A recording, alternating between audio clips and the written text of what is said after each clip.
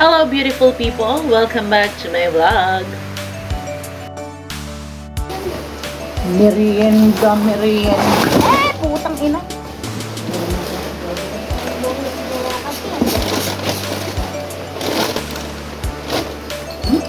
Nabasag pa yung alak mo pa. Basag.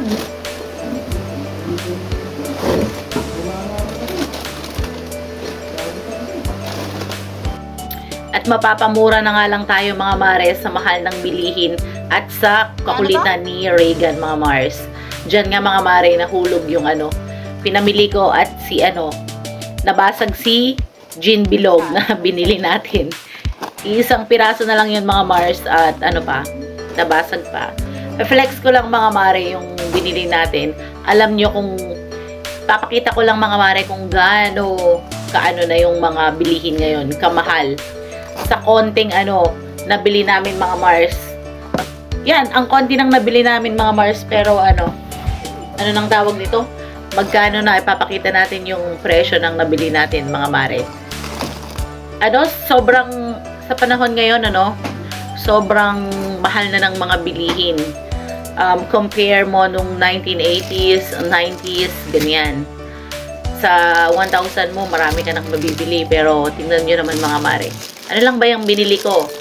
Mga instant pansit canton. Instant pansit canton, mga kape na konti lang. Tapos, yung mga kakainin lang yan, red stick na lang ba yan. Tapos, chocolates na patatlo-tatlong piraso. Yan, kape.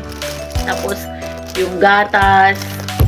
And then, may konting delata lang na yung maliliit mga Mare. Konti lang mga Mars. And yet, ang mahal talaga. Tingnan nyo, Magic Flakes. Yan yung mga yan yung mga delata. Pangit kasi yung natin. Kasi wala tayong mataas na lagayan. Dapat para makita nyo. Yan. Tapos, bumili ako ng 2 evap para sa sopas. Yung Okay Lucky ni Reagan at saka yung itlog mga Mare. Hindi ko sinadya na bagsak ko. Paano yan, itlog. Tsaka yung mga pang laundry. Di ba? Sunrocks, Ariel, yan, Downy, konting toothpaste, konting shampoo. Tapos duman tayo sa wet market, bumili tayo ng 2 kilong manok. French fries.